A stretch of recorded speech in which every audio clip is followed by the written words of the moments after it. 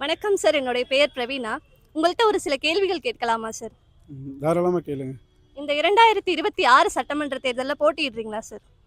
ஆமா. இந்த மன்னார்குடியில அ எம்எல்ஏவா, சுயேட்சை எம்எல்ஏவா போட்டியிடுறேன். Okay sir. உங்கள பத்தி சுருக்கமா ஒரு அறிமுகம் பண்ண முடியுமா? தாராளமா பண்றேன். ஆ அ எல்லா புகழும் என் அன்னை ஒருவருக்கே. ராஜமன்னார்குடி என்கிற மன்னார்குடி மக்கள் அனைவருக்கும் எனது மனம் நிறைந்த வணக்கத்தை தெரிவித்துக் கொள்கிறேன். அ நான் நமசிவாயம் எனும் நான் ராஜமன்னார்குடியில சுயேட்சையா போட்டியிடுறேன். மக்களுக்கு வந்து நிறைய சேவைகள் செய்யணும். ராஜமன்னார்குடி மக்களுக்கு வந்து நான் சேவை செய்கிறதுக்கு தான் இந்த அரசியல் பயணத்தில் வந்து இந்த அரசியல் பாதையில் நான் நடக்கணும்னு முடிவு செஞ்சேன். Okay sir. மக்களுக்கு சேவை செய்யறதுக்கு அரசியல் களத்தை தேர்ந்தெடுத்திருக்கீங்க. அதற்கான காரணம் என்ன சார்? காரணம் நிறைய வழிகள் தாண்டி வந்து நிற்கிறேன். ஏன்னா நிறைய சேவைகள் நான் மன்னார்குடிக்கு செஞ்சிட்ருக்கேன். இன்னும் நிறைய விஷயங்கள் பண்ணணும் அப்படின்னா அரசியலுடைய பின்புலம் வேணும். நான் நிறையா அடி வாங்கி மேலே வந்தேன். என்னென்னா நிறைய விஷயங்கள் பண்ணும்போது எல்லாமே தடுக்க ஆரம்பிச்சிட்டாங்க. என்ன தடுக்க ஆரம்பித்தோன்னா ஒரு ஸ்டேஜில் பார்க்கும்போது என்னை எதுவுமே பண்ண விட மாட்டுறாங்க. என்னுடைய விஷயங்கள் தடுமாறும் போது வருங்கால இளைஞர்களுக்கு அது கெட்டு போயிடுது. அதாவது அவங்களுக்கு பண்ண முடியாமல் போயிடுது. நிறைய விஷயங்கள் அவங்க அனுபவிக்க முடியாமல் போயிடுது.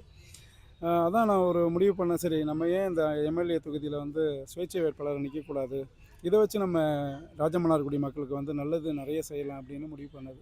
Okay sir. இளம் வயதுல எம்எல்ஏ ஆகணும்னு உங்க வாழ்க்கையில உங்களை அதிகமா பாதிச்ச ஒரு விஷயம் எது சார்? பாதித்த விஷயம் பசி. பசி தான் என்னை இந்த இடத்துல நிப்பாட்டி இருக்கிறது காரணமே பசி தான்.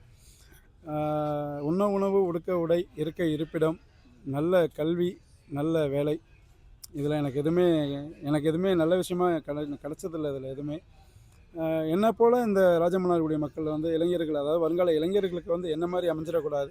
எனக்கு எதுவுமே கிடைக்காம போயிடுச்சு. நல்ல விதமாலாம் கிடைக்கல.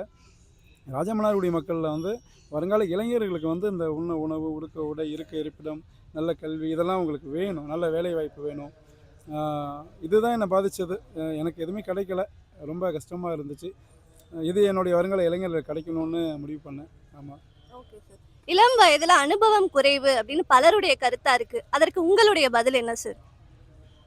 அனுபவம் அனுபவம் என்பது வயதல்ல. பல வழிகளை தாண்டி வருவது தான் அனுபவம். நான் நிறைய வழிகளை தாண்டி வந்துட்டேன். இனிமே அந்த வழிகளை வந்து எப்படி வெளிப்படுத்துறதுன்னு தெரியல.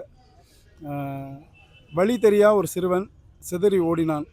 அந்த ஓட்டம் தான் இந்த அனுபவம். அனுபவம் நிறைய இருக்கு எனக்கு. அதை நான் வெளிப்படுத்தணும். அதுதான் முக்கியம். ஆமாம். இளைஞர்களுக்கு நீங்க சொல்லணும்னு நினைக்கிற ஒரு விஷயம் என்ன சார்? வருங்கால இளைஞர்களுக்கு வந்து அதான் சொன்னேனே, நல்ல கல்வி, நல்ல வேலைவாய்ப்பு, கண்டிப்பாக 25 வயசில் திருமண வாழ்க்கை. இந்த இதுக்கு பின்னாடி இருக்கிற ஜென்ரேஷனுக்கு இது கண்டிப்பாக அமையணும். ஏன்னா நல்ல கல்வி, நல்ல வேலைவாய்ப்பு, இது ரெண்டும் இருந்துச்சுன்னா திருமண வாழ்க்கை நல்லபடியாக அமையும்.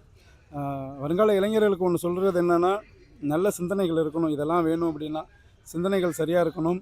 சிந்திச்சா மட்டும் போதாது, செயல்படுத்தணும். அதுதான் ரொம்ப ரொம்ப ஒரு முக்கியமான விஷயம்.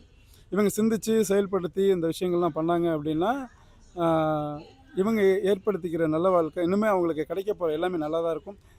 முயற்சி பண்ணுறாங்களே, முயற்சி பண்ண விஷயத்தை பயிற்சி பண்ணணும். அதுதான் உங்களுடைய நான் சொல்கிற கருத்து என்னென்னா, முயற்சி